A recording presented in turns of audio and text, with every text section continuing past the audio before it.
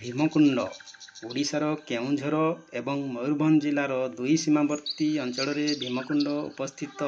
एहार प्राकृतिक सौंदर्य एवं सांस्कृतिक महत्व पाई जनाशुना पर्यटन स्थली अटे। एही आकर्षणीय स्थानर संक्षिप्त वर्णना आसंतु जानिबा। प्राकृतिक सौंदर्य भरपूर सबुज सबुजिमा मध्यरे अवस्थित भीमकुंड प्रकृति उत्साही मानक पई एहा एक सुंदर स्थान। घंच जंगल एवं पथर खंड द्वारा घेरी रही बैतरणी नदीर निर्मल जल एही अंचल देई प्रवाहित हुए। पौराणिक महत्व एहिकि जे भीमकुंड हिंदू पुराण रे अपार सांस्कृतिक गुरुत्व वहन करे। यह सही स्थान बोली विश्वास करा जाए जेउठारे शक्तिशाली पांडव राजकुमार भीम सेमानंक निर्वासन समय शोष मेंटाई थिले।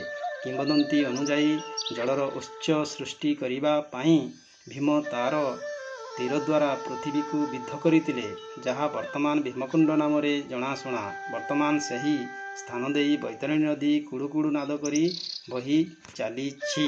रीतिनीति एवं तीर्थयात्रा एहार पौराणिक महत्व जोगु भीमकुंड तीर्थयात्री एवं भक्त मानंकु विशेषकर शुभ अवसर समय आकर्षित करिथाए।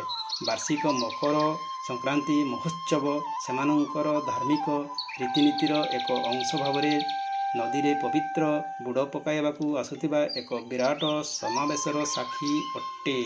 भीमकुंड प्राकृतिक सौंदर्य तथा पौराणिक कथा सहित रोमांचकर संपर्क रही अछि। प्राकृतिक अभिज्ञता खोजुथिबा लोकमानंक पई एहा एक गंतव्य स्थल अटे। एहा केवल इतिहास सहित संयोग करिवार सुजोग प्रदान करे नहीं, बरं पूर्वरे थिबा शिमिलीपाल जातीय उद्यानर शांत एवं सौंदर्य निजकू बढ़ाइबारे एक सुजोग प्रदान करि थाए। तेबे भीमकुंडर हृदयस्पर्शी प्राकृतिक सौंदर्यर दृश्य को उपभोग करिबा पाई निश्चय आसंतु। एही वीडियोटी को लाइक करी सब्सक्राइब एवं शेयर करंतु, जहा द्वारा प्रत्येक लोक भीमकुंडर सौंदर्य विषय जानी पारिबे। धन्यवाद।